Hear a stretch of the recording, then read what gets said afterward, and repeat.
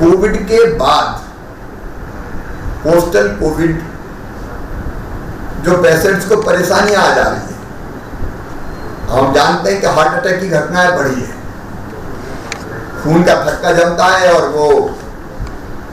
Heart attack की परिस्थिति पैदा कर देता है। तो कई बार स्वस्थ होने के बाद भी पेशेंट कार्डियक अरेस्ट के कारण चले गए, ये मामले बढ़े हैं। ब्लैक फंगस के बारे में हम सब लोग जानकारी सबको है ही, वो भी भयानक स्थिति है, कई लोग उससे पीड़ित हो रहे हैं। तो हम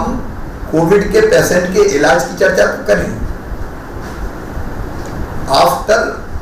ट्रीटमेंट अगर वो स्वस्थ होता तो कौन कौन से कॉम्प्लिकेशंस आ रहे हैं, उनका मुकाबला हम कैसे करें, चाहे फंगल इन्फेक्शन हो या बाकी जो दिक्कतें खड़ी हो रही है, उसके बारे में आप जानते हैं, मुझे विस्तार से कहने की आवश्यकता नहीं। तीसरा एक महत्वपूर्ण विषय जो मेरे दिमाग में है कि चर्चा बहुत हो रही है कि थर्ड वेव आएगी, उसका असर बच्चों पर ज्यादा होगा, सुनिश्चित कुछ नहीं कह सकते, लेकिन तीसरी वेव की जो आवश्यकता या अनुमान है उसको ध्यान में रखते हुए हम अभी से क्या क्या तैयारियां करें। हमने पोस्ट कोविड ट्रीटमेंट के लिए भी हमारे कोविड केयर सेंटर को कह दिया पोस्ट कोविड केयर सेंटर भी होंगे। हमने अभी हमीदिया अस्पताल और भोपाल और जबलपुर में ब्लैक फंगस के लिए अलग वार्ड बनाने का फैसला किया, लेकिन मुझे लगता है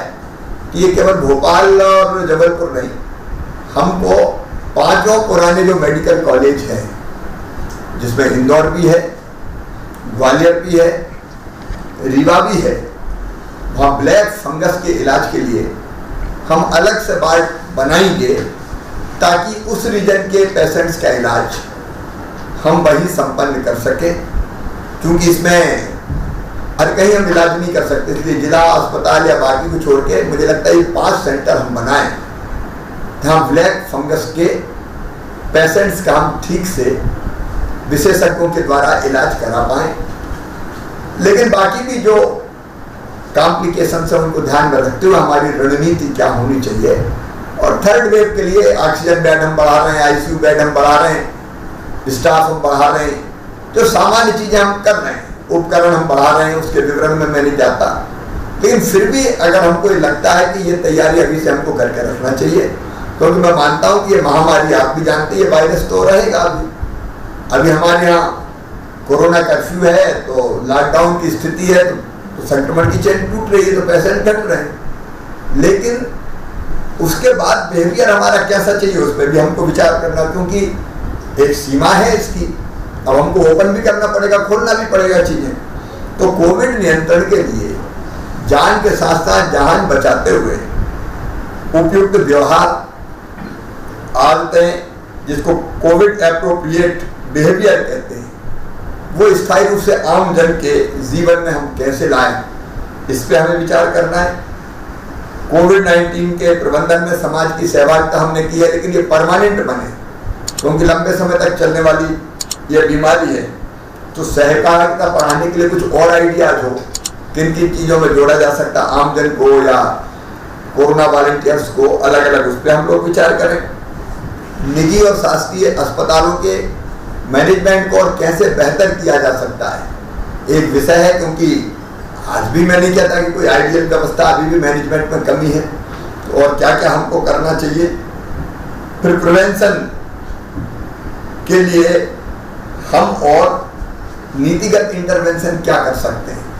उस पर हमको विचार करना है। नागरिकों को वो बीमार ही ना हो, स्वस्थ जीवनचर्या अपनाने के लिए प्रेरित करने वाले कौन कौन से कदम हो सकते हैं, एक इलाज है, एक बीमारी ना हो, उसके बारे में हम चर्चा कर सकते हैं। आयुर्वेदिक दवाई, होम्योपैथिक दवाई, बीमारी के पहले अगर लें,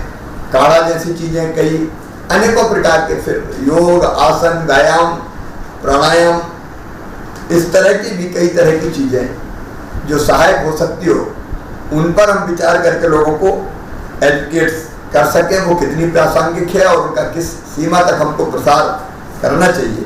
ये कुछ विषय है मेरे दिमाग में, तो मुझे लगा कि वर्तमान परिस्थितियों का सामना करते हुए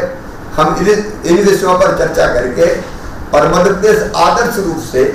न केवल कोविड नियंत्रण करे, बल्कि हम व्यवहार और आचरण भी अपनी जनता का ऐसा बनाए कि जिससे इस महामारी से हम निपटते रहे। और बाकी क्या क्या उपाय किए जा सकते हैं उस पर विचार करके जीवन पद्धति में उनको जोड़ने की कोशिश करें, अस्पतालों के प्रबंधन में जोड़ने की कोशिश करें। इसलिए ये आवश्यक बैठक बुलाइए।